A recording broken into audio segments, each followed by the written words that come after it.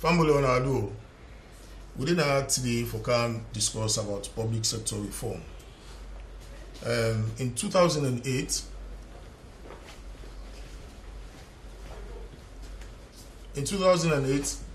President Nkrumah demonstrates in determination for reform the public service. We established the public sector reform unit.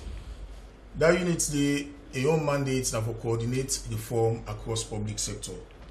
Since 2008, lots of reforms don't take place in the civil service. We don't help for improved service delivery. But the unit in responsibility now for make sure say inform the public about them reform things in the for make the public able for make informed decision. We don't do series of programs in the past for tell people the good things will don't take place in the civil service. But today we'll continue with mandate for inform the public for discuss further into the public sector reform. And then with me now, Mr. Francis Madani Jabati, we a management analyst at the public sector reform unit for Kano can discuss this topic. Mr. Jabati, tell Family Leonardo.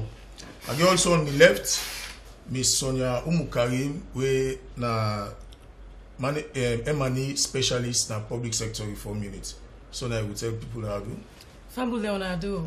Well, Family, as I say earlier, I not go waste much of the time. I will go directly to the topic. Mr. Jabati, since we don't do series of reform programs and public sector reform units, and for make the public aware of what we don't do, I want to make you give a brief overview of public sector reform. Thank you very much, Mr. Moderator, Mr. Shaka Ushakonte, for actually giving us this opportunity for can talk about the public sector reform. If I give a brief overview of public sector reform, I want try for inform the public or tell them say in 2008, as he rightly mentioned, say His Excellency the President make a kind of commitment, at the lunar retreat, or say he want ensure say law will get a kind of lean, efficient, and forward-looking or performance-oriented public service. We will really deliver services to the people of this country. The public sector reform unit, as you rightly say, they get a mandate for actually coordinate and manage and provide a leadership for all public sector reform initiatives and programs across the country. So over the past years, in 2009, His Excellency launched the new public sector reform program. We really tend for look at the public sector generally, how we try for bring a kind of reform initiative we will push the public sector in its entirety forward. In that commitment where His Excellency the President make, we tend for look at various thematic areas. But before we go discuss or go dilate further into thematic areas, then I will just want to give a brief overview of the public sector reform unit, how it actually came about. Initially, it will be the Governance Reform Secretariat, Mr. Moderator, when they set up. You go bear me witness that most of the institutions, the governance institutions, and the time when before the advent of the public sector reform unit, the Governance Reform Secretariat. The Governance Reform Secretariat contributes for actually introduce then management institutions, then management and governance institutions like the Anti-Corruption Commission. It come about as the governance reform initiatives. You talk about the National Public Procurement Authority, it come about as the result of the governance reform initiatives. You talk about the Decentralization Secretariat. So the issue about public sector reform generally, they don't start since the Governance Reform Secretariat. But as His Excellency the President deemed it necessary, say in 2008, for say we'll get a public sector reform, at least for broadening up the mandate or the horizon of reform initiatives in Sierra Leone. The President deemed it necessary for establish the public sector reform unit.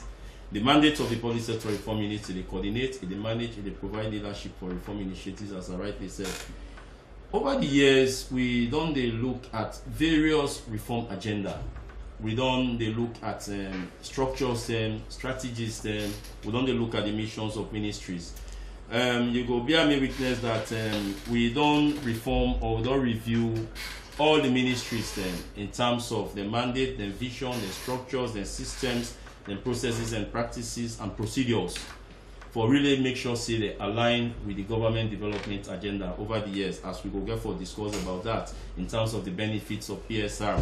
But I want to inform the public here that we don't review, we don't conduct series of management and functional review where we they use as a kind of entry point for look at those systems, then the practices and procedures over the years. We don't also look at series of departments and agencies like the National Revenue Authority, the National Asset and Government Property Commission.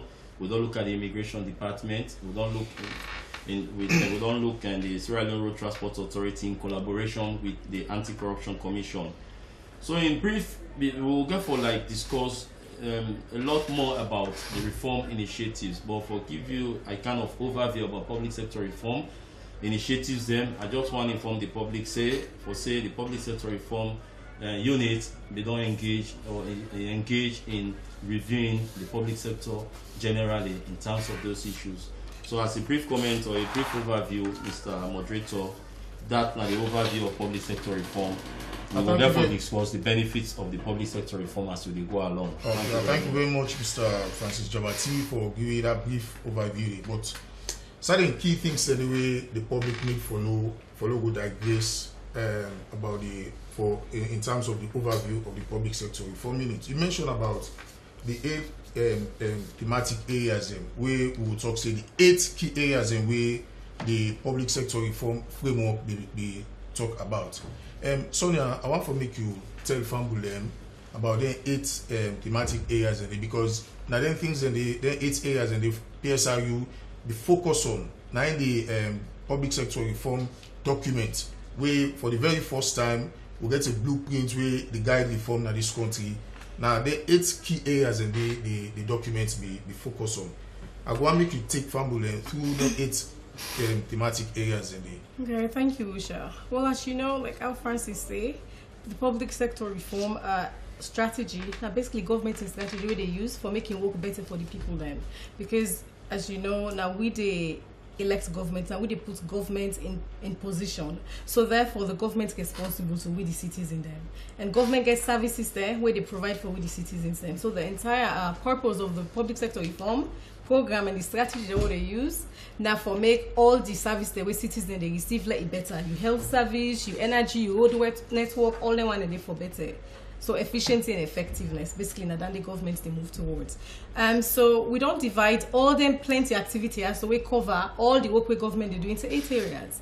The first one is structural and strategic alignment. Francis mentioned and then they briefly now when we they go into institutions then, because as you know we get a lot of government institutions then, ministries, departments, agencies, we get commissions and we get all kind of institutions them, yeah. So you go inside there with the analyze the system the way they get the system where they use for do government work, then structure, because the organizational structure one important, you therefore get the right people then at the right place for let you able to do government work the right way. So we they do that there as part of structural and strategic alignment, because what you want to ensure say where you get institution then where you get government work, you make sure say it align. That means say it work towards government's overall agenda. We all know say we've been get agenda for change when I be we poverty reduction strategy 2, then we just move now into agenda for prosperity when at the PRSP 3. And so this one I would move towards middle income country status, right? And so we need for make sure say all the institutions, yeah, so the work where they do, it aligned. We all they work towards one common goal. Now, like so it linked to with development planning. The other key thematic area, now the very coordination and management of public sector reform itself. This is a very important area because for one thing, government's big. We all know say government's big, and all man busy, ministry them busy, agency them busy, all man they do in daily work. But then you therefore make sure say all the activities here what they do, all this work what they work, it's well coordinated. Which I think that we key all down in our PSRU, where they coordinate and manage all the reforms, because we get several reform environments. You get the civil service, when I mostly the ministry them. You get your local government, you get parliamentary service, you get justice sector, so you get series of sector them, and they go through reform, because then continuously they improve their systems and structures, then practices, right? And so now we they coordinate, and the coordination it entail a lot, because for one thing we therefore monitor the activities, we therefore make sure say they're meeting their way supposed for going, because you therefore make sure say if you do for instance energy sector, you want to make sure say the Ministry of Energy they get meeting with MPA. You want to make sure say Guma Valley able meet with the Ministry of Energy. So part of that now the coordination and management of all the different activities then they, right? And then another key area now recruitment and selection. This is a key one, because the thing is waiting they push government work before and development, now the people then. Now the people then they do the work. So you therefore make sure so you get the right people then. Qualified people, professional people, dedicated people, and so the recruitment procedure way they use for getting people and it's really paramount, important. And what we don't do now, we get a merit-based recruitment system. Now the public service, the entire public service, not just the civil service. And if you USSF can testify, say the Public Service Commission, PSC, they've done a lot of work over the years, yeah. So for make sure say they don't put into place a merit-based recruitment system where you they go, you they apply, it's transparent, you're accountable, and you they take exams for sure say you sabi do the work. So that's another thing we're very important. Another critical component now the issue of pay reform. This Wusha, it's a very complex. This is a complex component. This is not so just because pay reform not just means say you dey increase pay or you dey decrease pay, not so the pay level no more. Pay reform also include even use systems then for manage your payroll, like the systems that they use say accountant general and systems then for manage for be the government accountant, the system then where HRM they use for manage the civil service payroll, the system that we don't put in place for public financial management and Ministry of Finance, the budget, all that they link to pay reform. Even the revenue way they generate self, now the critical thing, because you therefore get enough domestic revenue for let you able get a competitive pay rate. So then they get a lot of activities and sub activities and where they inside. But since we just do overview no more, we're not gonna get time for going to every single thing with all the NTS so entail. Another key one, of course, we directly linked to we quality of the service that they deliver and a capacity building. You therefore make sure so continuously they capacitate you public servants, they capacitate people in the ministry, then they go for training, then get the right training, then get the right people are in place, and you therefore make sure it's a local affordable training also, because I think once okay always hear you say oh public service lack capacity, civil service lack capacity. Not really, because a lot of qualified, the majority of civil servants are highly qualified, but because over the years maybe the training area and the capacity building not been well coordinated, maybe now the lapse down there. But then as you know, over the past 4 or 5 years we don't make a lot of strides in coordinating and harmonizing capacity, even to the point now say if I can tell you, say civil service training, all now linked to HRMO, because the Human Resource Management Office now in the manager for say for the civil service, now they manage civil servants then. So now they're in charge of capacity building for make sure say training is coordinated, make sure say they're able look the needs within a Ministry of Trade, who's kind of training for sending analysts then go,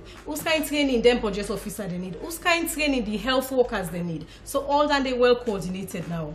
Another one is improvements in systems and tools.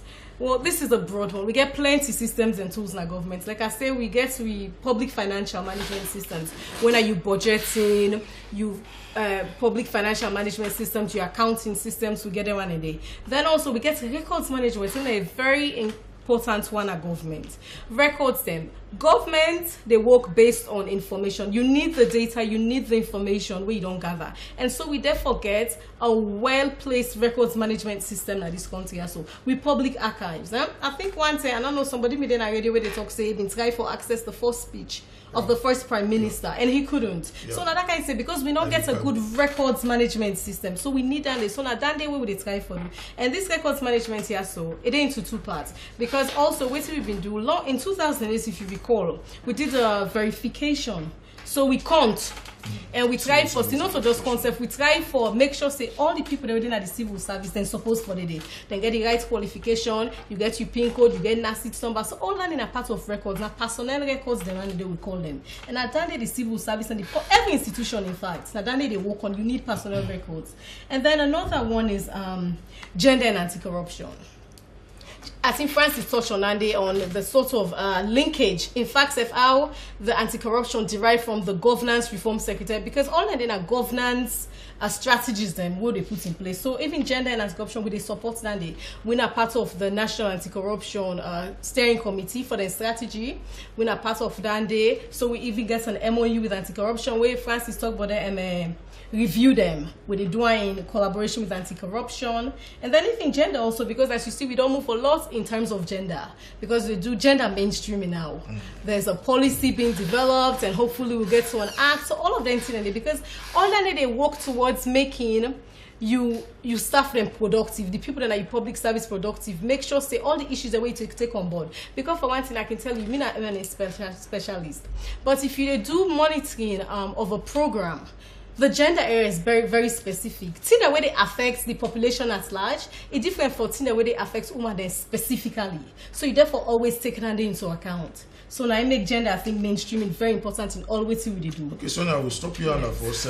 Fambu, if you want to take part in the program, we will send on a text now 079 46 0094. 079 46 0094. We'll continue with the program. So now touch on three key areas, but I know we'll digress much on the one. We talk about equipment and staffing, pay reform, and capacity building. But we get special program for then three key components. So we continue the program. So now I'll make you touch small on the benefits of public sector reform, because the reform don't start even before 2008. Yeah. We don't get a series of reforms. Yeah. But the uniqueness about this particular reform, now because for the very first time, we get a public sector reform framework when I document where the government is take leadership in, and the government give you direction how you want to take reform. So I'll make you talk small on the benefits of reform at the public sector. Usha, that is a very important question, yeah? And you know, important just because they work in a public sector reform unit, so I want to say, waiting we don't do. It's not about the achievements, them, yeah? Waiting, the big benefits of public sector reform. Now, say the governments, they demonstrate, I think, in responsibility and in commitment for make all things better for the people in us alone. That's the big benefit. In fact, if where you touch on the fact, say the president, His Excellency the President, harmonize public sector reform and create a government unit. So it's not donor driven, it's not partner driven. This now ownership by Sierra Leoneans, from the leadership to the staff them to the civil servants to everyone. It's owned and led, yeah. So I think that is the very big benefit of them. Now in terms of tangibles, for all the activity, yeah, because you say we don't do plenty today. In terms of big tangibles, yeah, I think one of the big one with the structural and strategic alignment of the MDAs, them, the MFR, the management and functional review. I think so we go there for talk on that later, especially right. Yeah. But the big benefits now, say you get institution them on an organization where well planned, well placed for lead in for doing mandates, for lead in work forward. And I think that's important because now organization and people and their own government, all the program where they develop, all kind of policy where you report, where consultants come, where we they develop, and it they happen by itself, and it they yield results by itself. Now person they do them. Now organization within the they function for do. So I think say, especially for we the MFR they're very important because what they don't do, they don't put systems and processes in place, yeah. One of the big things then from the MFR is the change management team, because now you see saying the organization and flu, they're not set in stone, then they're dynamic, then they change, then they move. In fact, key example, the president in wisdom can divide ministry them. When we get Ministry of Energy and Water Resources, now we get Ministry of Water Resources, we get Ministry of Energy. So for that, where they be so now, and then people then they also get a big mandate and they're in charge of very important things in this country, water, electricity, all that, the energy production, all that kind of there. So like when you do that, this now you need to make sure say the staff that within our water resources, they're able to do the work for water resources, they're able to deliver. The staff na energy able to deliver. So now done the MFR then they do, which is a very big achievement. Other achievements they over the years where the public sector reformed on, and then they talk on the one that earlier from 2008, like the establishment of HRMO. You know, it's not the ESO. Yeah, so now they create a dynamic and modern human resource management office. This the updates where PSC do the review of PSC and the restructuring of Public Service Commission for make it so dynamic now, for able to take charge of the entire public service, not just the civil service. Big thing that like say now say the resuscitation of that civil service training college. Very important one.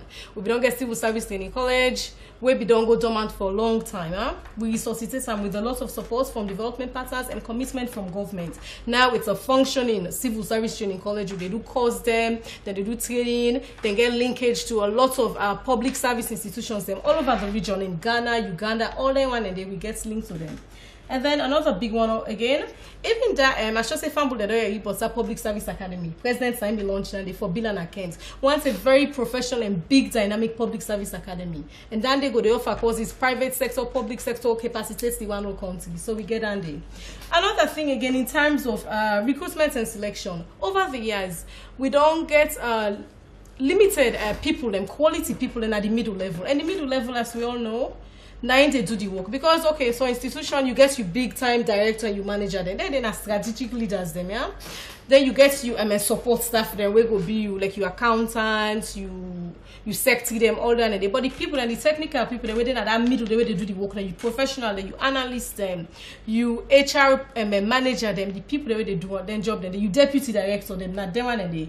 Over the years, I think for the past 2 years they don't through the PSC we don't recruit over 800 people in positions been done at Ministry of Trade. Then go need trade analysts, then go need legal support. All the one they position them, the social welfare, social workers, them all the labor officers, all the one and they be vacant. And now we don't do a lot of recruitment for that day.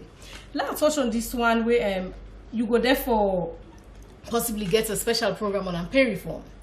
Big activities that don't go on in pay reform because like I said it's a complex exercise where it gets a lot of factors. I go and follow left pay reform okay, all right, because we get a whole topic for that. Okay, all right. But like I will say a lot of things that don't go on pay reform. Yes. At least government gets a strategy now. A big strategy where cabinets don't look, where all mandate, in place for push forward. Okay. So that's a big thing. Okay, because as you rightly say, the benefits are enormous and plenty. Yes. Now if you go to MDA's ministries, departments and agency, we go to call change management team. We'll not be there before. We management and the meet maybe on a weekly or monthly basis for discuss issues, for make everybody familiar with what each and every one they do. Exactly. We don't get records cadre where we get records officers and now MDAs. We get M&A officers. We get procurement. We we even get policy and planning units. We the one now na the think tank of each MDAs. The benefits them plenty. Mr. Jabati said go up small on the benefit, but the specific question I want to ask Mr. Jabati, I know say where we don't achieve them benefits and the definitely public sector reform get series of challenges. We get series of challenges for able to achieve them benefits and we will continue for getting challenges today. But as we get the challenges them, that's how we overcome them challenges today. I want to make you take family through some of them challenges that we face.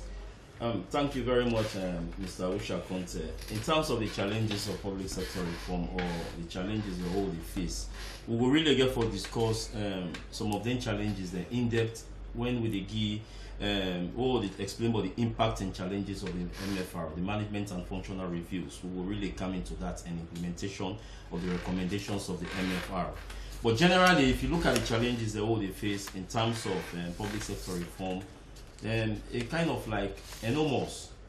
We at the public sector reform unit, we really go in and review the systems, structures, practices and procedures of ministries, departments and agencies. We don't do that for almost all of the ministries and departments like Immigration, National Revenue Authority, National Assets and Government Property Commission. The major challenge all they facing within issues them, within problems, within issues them, what they try to discuss here, now with implementation. Implementation are one of the strongest problems them or challenges that all they facing with the ministries them. We can go in some ministries them or some even departments them and agencies them, like in the case of National Revenue Authority, they invite the public sector reform unit. You know, we go in and conduct a management and functional review for make sure say we don't align the systems and structures and the practices and procedures. But at the end of the day, when it comes to implementation, you know, they get some back to me. Though like we can go in for monitor and evaluate some of the progresses the way they don't do, or some of the developments the way they don't do in terms of implementation, but then they get back. That's the major problem. That's one of the major bottlenecks they're all facing.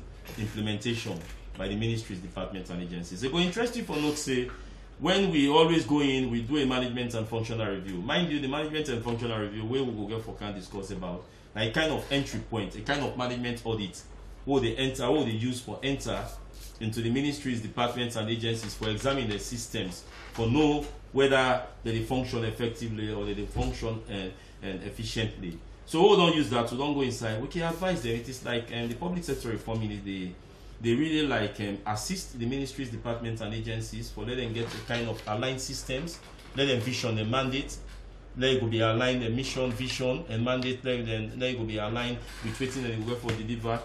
But not to not like okay, don't do that, we don't spend with time, we don't conduct a kind of comprehensive review of their systems and procedures and practices.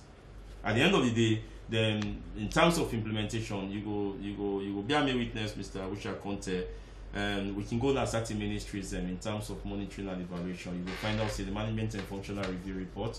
Also, will they give the ministries them, departments and agencies, where they don't read them, then they just left hand. They go interested for note say where we go at times. And the MDAs them, especially the ministries, the deputy secretary, we ask them, we can't monitor the recommendations of the implementation of the recommendations. The deputy secretary, assistant secretary, senior assistant secretary, or even some of the directors, and then go tell you say, we'll not see the management and functional review report it. So at the end of the day, waiting really with the monitor or waiting with the implement. So that's one of the biggest challenges we are facing. Secondly, Mr. Conte, another challenge we are facing, of course, in terms of implementation of the recommendations of public sector reform generally, is that we are aware of the fact that the ministries, departments, and agencies, most of them not get the tools or they not get the necessary tools then. We get series of challenges. You will find out, say, we'll go for discuss that in detail. When will they give the public the updates on management and functional review? The relationship between the board and the management. Series of challenges. How this one really they operate, how they contribute to the effective functioning of the ministry, departments, and agencies. Okay, is a big challenge. Okay, Mr. Jabati, no, we hold on first, because you want to go deep into the management and functional review. Where that one is the centerpiece of the discussion. This will just be overview, because when you talk about management and functional review, we want to make the public understand exactly what's in a management and functional review.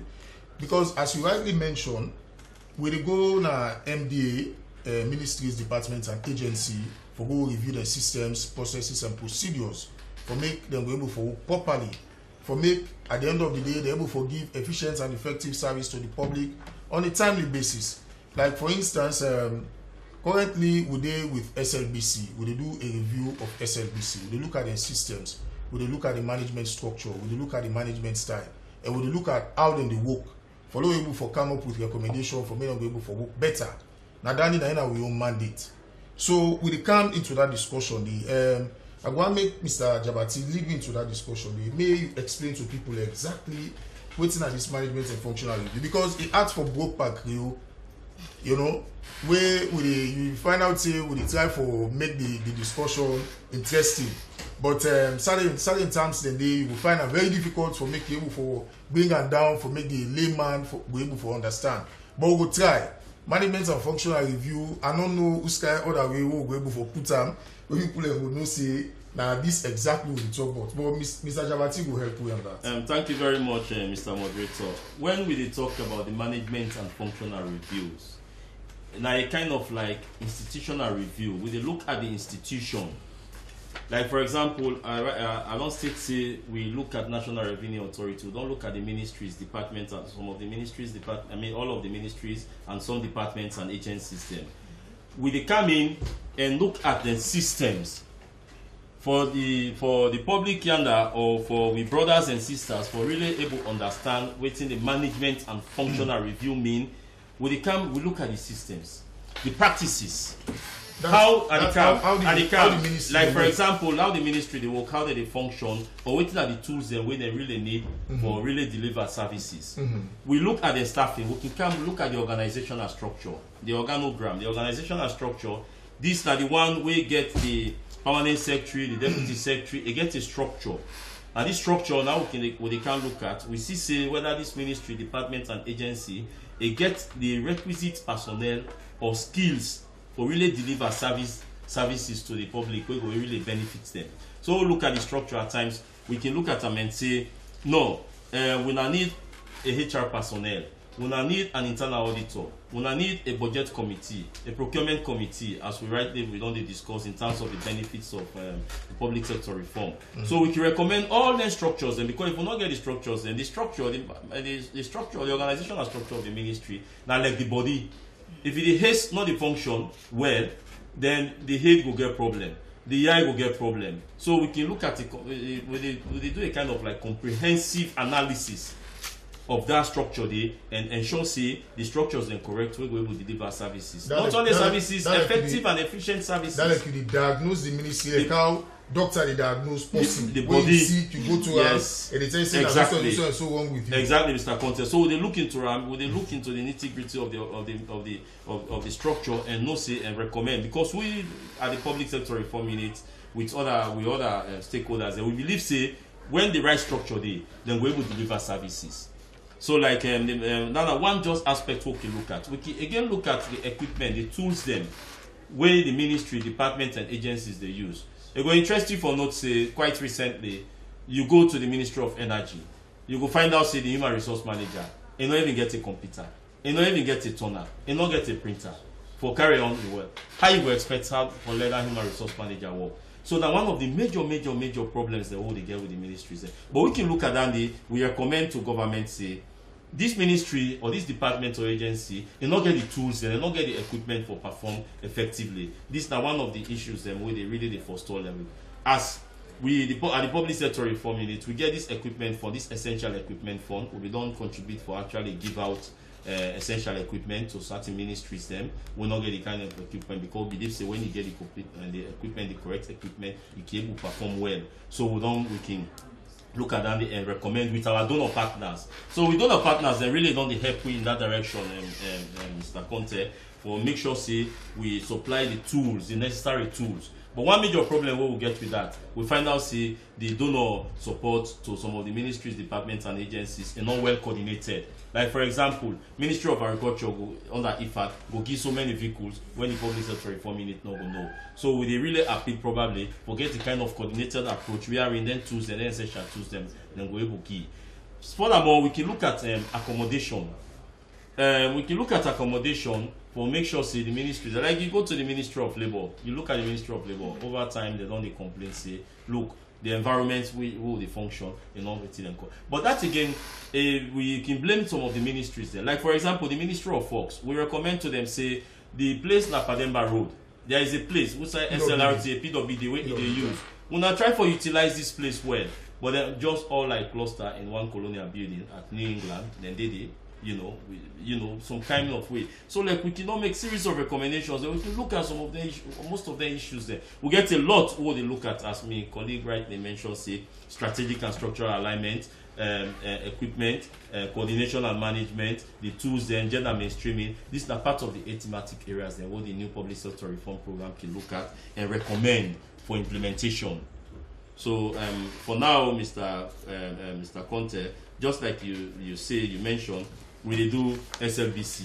We do an update on the Sierra Leone Broadcasting Corporation. Again, for be another interesting, study we will get for come out with. Sometimes we will get for subsequently we will get for come at this ministry and this corporation, this SLBC, for can really explain to the public how some of these ministries are one-on-one in terms of the implementation initiatives, them in terms of ratings, how did they do it, how did they go about the issues, then how did they progress in terms of implementation of those recommendations. So we'll get for a look at that. These are just the tip of the iceberg in explaining to the public waiting the public sector reform unit they do, waiting the management and functional review they do. Then I must state here, Mr. Conte, Mr. Moderator, for say we do in collaboration the management and functional review, we did that in collaboration with the Anti-Corruption Commission, with the Human Resource Management Office, the Public Service Commission. Now when they do this management and functional review, as they say, these 3 organizations in collaboration with PSRU,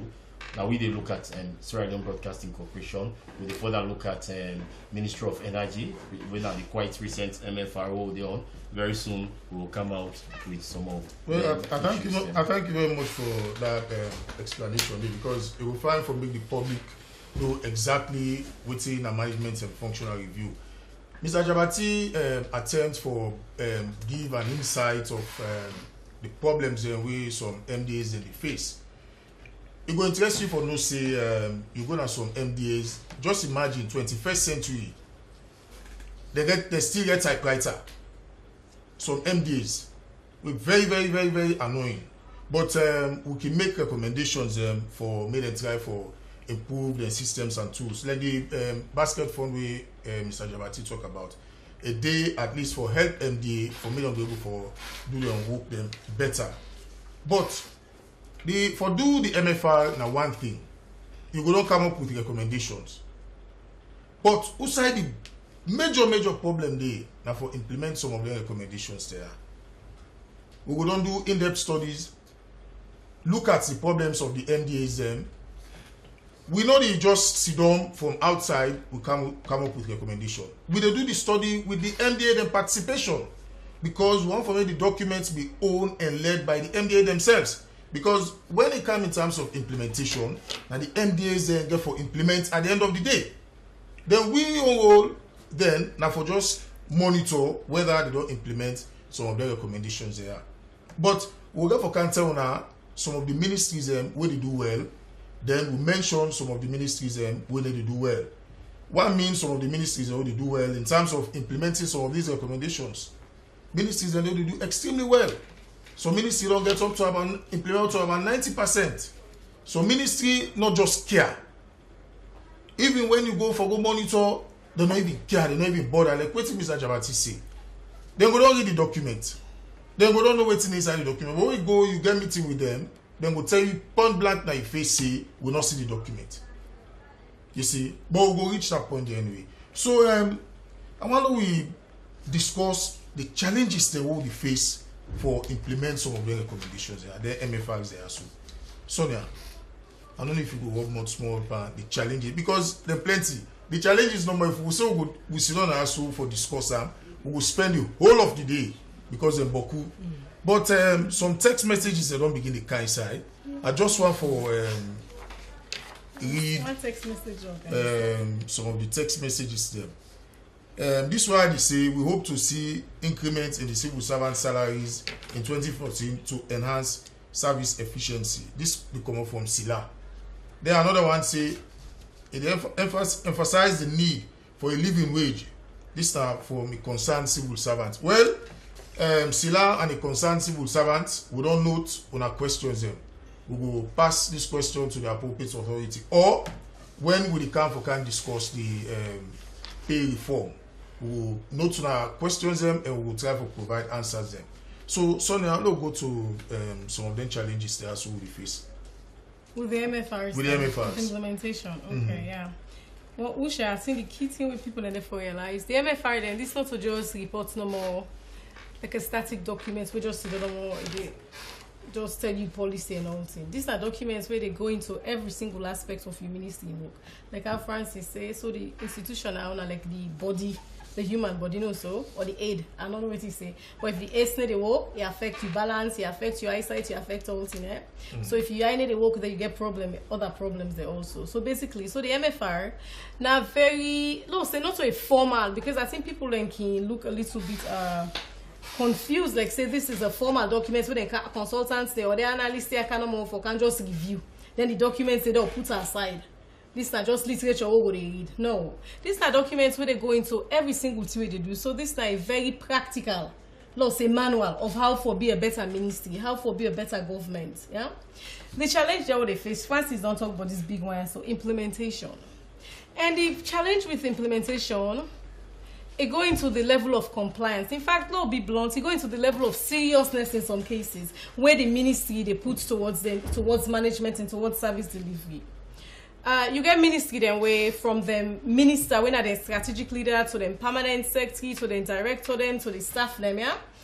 They're very serious about their work. They're passionate about their mandate. They understand say their mandate important to the country. Country need a day, your energy sector productive, then you mining sector not productive. You need forget all things for work together. They all for be simultaneously developing, yeah. You can't get one side they fall, then one side they go. No, now make we get plenty problem, with them revenue or life after any. But yeah, so the compliance and some ministry they're very low. And for a variety of reasons, and for being frank, also some ministry them the level of compliance now because maybe the strategic leader not see the importance, the significance of this MFI. So some ministry them back like how Francis they're constrained by very practical things, them basic things, them equipment not they. They don't get printer, they don't get toner, but you want like them management meets and they so what they say. You need for print the minutes, all man for look that minutes. You need computer, you need working internet. All that and then a problem there. So very practical problems there. Then another issue again with ministry that they face in terms of implementation. Now the say some MFR recommendations them then require support from other institutions them. Not for the ministry. Now, say for instance, the big one where they face with all the ministry them, the legislation, the law them. The regulations them where then they work towards like Ministry of Labor, you get all regulations here on labor. The labor laws them, you get all the problem yeah, so then they face, you know, when not they speak to current times because now the world don't change, it don't dynamic, we don't move on to different in them. So you get the one at the end for they're not able to get the expertise for do them internally. In fact, if they're not mandated by government for do that, you get other institutions where they do legislation, where they review and update legislation. You first of all and therefore send them to law officers departments and the Ministry of Justice, not also. Then therefore liaise with Law Reform Commission. They get different one there. Then but the institution they self they face constraints, then legal draftsman they know they.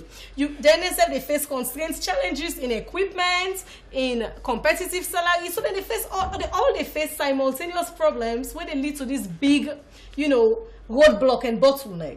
But the key thing I think waiting what they do in terms of even the monitoring aspect, not so for just go audit someone so now they do this, now they do this, now they do this. Now for fair way for overcome them challenge, how they work through them challenge, I think that the really question where we they try for focus on in public sector reform. Okay. So I don't know if you want to touch word on small on how would they try for overcome some challenges or you want left handed for further? No, we'll come right. But you touch one key point we are just one for Rob Motsman small. We the legal instruments and we now the biggest challenge we ministries face. We don't see our best for try for overcome this hurdle. We get a meeting with the Solicitor General. Yes. But one big problem where is say ministries in the face we they're not able for review the laws them now because MDAs they not get the capacity for do waiting on called drafting instructions. Now some legal term MDAs are not sabi, they don't know how to do them. Then when they do the drafting instructions, you be followed by a policy. Yes. Most MDA they know for put together a policy for say now this ones, now this kind of one, they not sabi. So that make we say because of them problems and they would don't recommend for make every ministry get a policy and planning unit. Right. But these drafting instructions, the Solicitor General's office, then it's ever put together a document for get assistance from the donors them for help MDAs them for do a workshop with MDA them for show them how to do drafting of instructions. Mr. Jabati, you want to go more small on some challenges? Of course, the challenges them they actually filter through in terms of the bottlenecks we face in terms of implementation.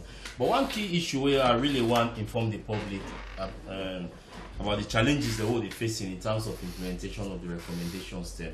Now we don't find out over the years. We don't do quite a good number of ministries, departments, and agencies in terms of reviewing the systems and the structures them. We find out now say we get for like change with strategy because we find out say the implementing agencies, the ministries that they set policy. That they set policy for with the expectation say the implementing agencies therefore really implement we will really contribute to effective and efficient service delivery. But then get problem. why is the ministry that they set policies, they implement? Let's take a critical case of the Ministry of Energy and or the former Ministry of Energy and Water Resources. Like for example, in one of the management and functional review, we recommend say Salwako no get no business for doing a Freetown. Since they provide na rural water supply they provide, they no get no business for doing a Freetown. Let them relocate them at Mile 91, but they are still in Freetown. They put water inside Bowser. They go from one point to the other. They sell them. At the end of the day, why is the rural communities then they know they get adequate water supply? Then why we get Guma? That's just one issue about the bottlenecks or the challenges or the the ministries that they're facing in terms of the implementing agent system. You find out say their ministries are supposed to be represented in the board of them parastatals and those implementing agencies. But you go interest the public for no say most of their ministries and the not representatives inside them board them. So at the end of the day, whether they direct them, the ministry they set policy, then the agencies then like Guma Valley or Salwako or NPA they implement. And they implement on that in behalf. They say, okay, we quite agree saying as a subvented agency system, but at least the one they set policy for let them go implement, therefore they be represented inside the board. But that's not to the case. We really, Mr. Conte, we really get problem with that. So we don't try for change with strategy in terms of looking at the implementing agencies. So come 2014 to 2016, we're going to look at the implementing agency system for make sure they deliver services. We're glad the National Mineral Agency gets a permanent secretary, now the board. So if we could able to replicate that one inside the other board or inside the other authorities or departments or board of directors, the way they set up, then that would be a very good idea. So for really help for deliver. The bottom line, Mr. Conte, effective, efficient service delivery. 90 people of this country I want. Okay. So if in the ministries they try for like they regulate, they provide a kind of like oversight responsibility over then departments and agencies or then parastatals then we're not going to really make headway because the permanent secretary go there under the minister go there under a set policy. No, that is a very good point you touch on. So, but that particular issue, the legislation itself, the conflicts themselves. Before this time, the ministries then get representation at them parastatals. But when they set up the NCP Act, we say who side they say ministries now NCP that puts don't create problem. You see, so all parastatals now they answerable to NCP instead of the ministry. So that's a serious problem. But we'll go find time we'll discuss that one day. Now time on the K3, so we'll just go more small some of the ministries where they do well. Like for instance, Ministry of Defense. Yes, Ministry of Trade, Ministry of Foreign Affairs, they are doing extremely Ministry of well. Water Resources, FAP and policy, social welfare, lots of ministries. Which I can say honestly, for now be frank, all ministries then don't implement something pan MFR. But some they take a more serious and see more value now. And so they emphasize more on efficiency and effectiveness. And some not even serious, some not even bother. Like for instance, the Ministry of Finance, they not even bother for implement some of the recommendations. I don't know. Mr. And some other ministries are back again. I don't know who's other ministry will call like I say, I think me, I'm a specialist. Me focus now how to overcome the challenge. Not to focus on the challenge. Okay. We all they work together. We all are part of this wider public service. They move towards for improved service delivery for the people of Salone. Okay, time don't get you now. So low round up, Mr. Jabati.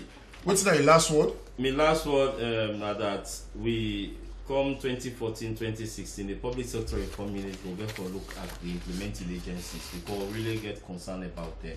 That they deliver services to the people of this country. The ministry they set up. So by next year, for now, we don't begin to look at we'll go for look at the National Power Authority, we'll go for look at the Bokenema Power Station, all them agencies them where they deliver services. Of course, I'm glad that the National Electricity Act of 2011 they don't pass them, so we'll therefore see much progress in implementation of service delivery. Okay, Sonia, your last word. Well, my last word, which I say, this time opportune time, we're not for waste time again.